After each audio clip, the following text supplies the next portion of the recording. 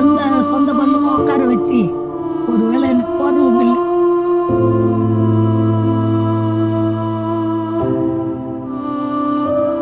வேற எதுவும் குழப்பம் இல்லை. வயசாகி போச்சு. எந்த சொத்து சுதந்திரம் இல்லை.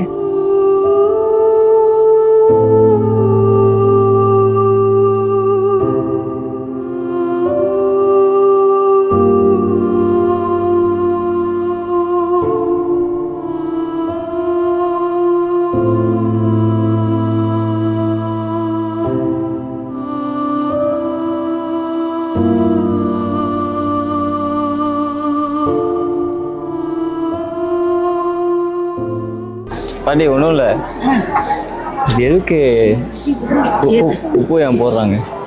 இது குடும்பத்தில் எல்லாத்துக்குமே நல்லது ஐயா. இப்போ நம்ம வீட்டில் தீட்சி கழிக்கிறோம். நம்ம வீட்டில் இல்லாத ஒரு காரணத்துக்கு முருகன்கிட்ட வரோம். முருகன்கிட்ட நம்ம அந்த குறைய சொல்கிறோம்.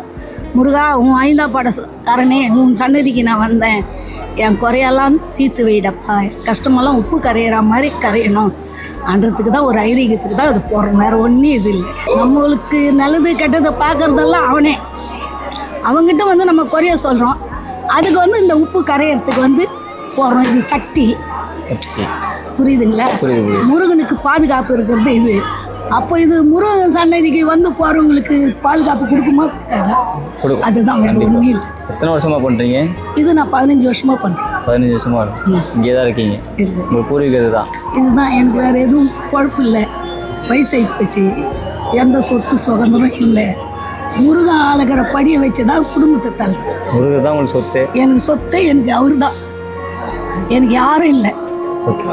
புரியுதுங்களா? எந்த சொந்த பந்தமும் உட்கார வச்சு ஒருவேளை எனக்கு போடுறவங்க இல்லை. எனக்கெல்லாம் அவர் தான். அப்படி இருக்கும்போது ஆனால் எல்லா கஷ்டத்தையும் கொடுத்து காப்பாற்றுறாரு. கஷ்டம் வருது, ஆனால் அதை காப்பாற்றுறாரு. அதுதான் அவருடைய கடமை. நோயை தீர்க்கறதும் இவர் தான், கஷ்டத்தை தீர்க்கறதும் இவர் தான். அதுதான் 5ஆம் படம். இது கற்பூரம் ஏற்றுறதும்? இது அகண்ட கற்பூரம் ஏற்றுறது. இது உப்பு போகிறது. வேல் முருகனுக்கு சக்தி கொடுத்த வேல். அதனால தான் முருகனை பார்க்க முடியலன்னா கூட இந்த வேலை பார்த்துட்டு போயிடுறாங்க சில பேர். சரி. விளக்கு ஏற்றுறது பாட்டி? விளக்கு ஏற்றுறது கூட அவருடைய கோரிக்கை. அதுக்கு ஒரு கோரிக்கை. விளக்கு ஏற்றுறது நல்லது தான். உள்ளே ஏற்ற முடியல, அவர் ஒளி வெளியே கொடி மருத்துவம் இருக்குது.